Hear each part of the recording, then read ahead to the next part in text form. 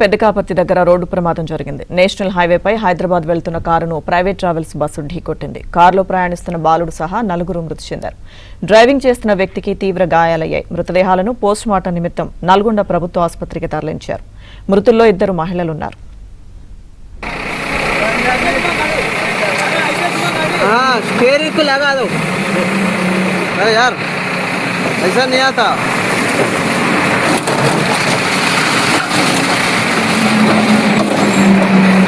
Side door को लगाओ। हाँ, डोर को कुंडी लगा के హైదరాబాద్ వైపు వెళ్తున్న కారును వెనక నుంచి ప్రైవేట్ ట్రావెల్స్ బస్సు బలంగా ఢీకొట్టడంతో కారు పూర్తిగా ధ్వంసమైంది. మృతులు తూర్పుగోదావరి జిల్లా కాకినాడకు చెందిన వారుగా గుర్తించారు. ప్రస్తుతం ఈ కుటుంబం హైదరాబాద్ లో ఉంటున్నట్టు తెలుస్తోంది. ప్రమాదంపై చిట్యాల పోలీసులు కేసు నమోదు చేసి దర్యాప్తు చేస్తున్నారు.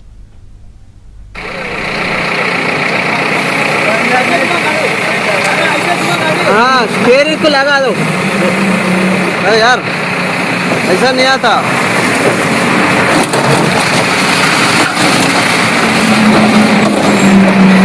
साइड डोर को लगाओ। हाँ, डोर को कुंडी लगा के डोर में लगा दो ना, डोर में।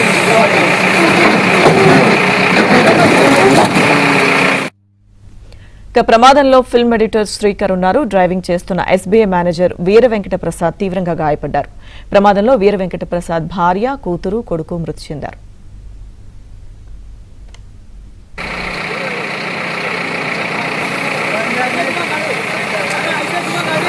स्टीयरिंग को लगा दो।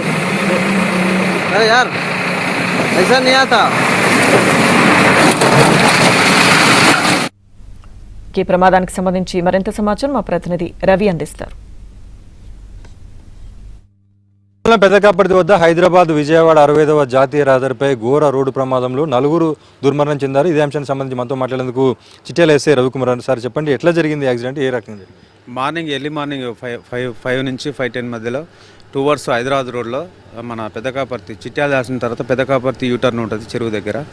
వెనక నుంచి మన బస్సు ప్రైవేట్ ట్రావెల్స్ బస్సు ఇట్టియటం వల్ల వెనక బ్యాక్ సైడ్ 3 కూర్చున్నారు. ఒక పాప, బాబు, తర్వాత ఒక తల్లి, 2 లేడీసు, తర్వాత ఒక 2 జెంట్స్, మొత్తం 4 మెంబర్ డెత్ అయ్యారు. తర్వాత వాళ్ళ డీటెయిల్స్ కూడా వాళ్ళకి తెలిసిన వాళ్ళకి ఇంటిమేషన్ ఇచ్చినాము. వాళ్ళు వస్తున్నారు. ఫర్దర్ ఇన్వెస్టిగేషన్ చేసేసి తర్వాత ఫైనల్ చేసేస్తాం. అంటే కారులో వెనక నుంచి బాగా కూడా మృతదేహాలను బయట తీయడం కూడా చాలా టైం పట్టినట్టుంది. ఎట్లా జరిగి ఉండొచ్చు అసలు?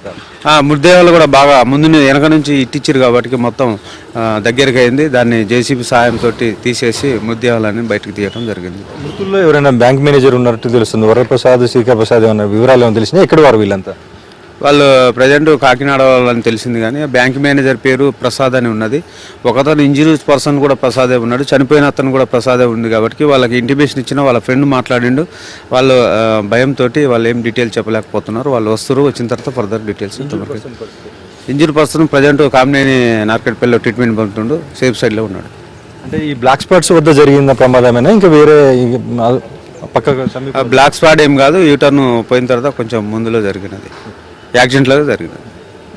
మొత్తంగా ఏదైతే హైదరాబాద్ విజయవాడ జాతీయ రహదారిపై జరిగినటువంటి ఘటనలలో బ్లాక్ స్పాట్ కు దాటిన తర్వాత ఈ ప్రమాదం ఘటన జరిగింది. వీడియోస్ట్ మల్లికార్జునతో రవికుమార్, ఏబిఎన్ ఆంధ్రజ్యోతి, నల్లగొండ.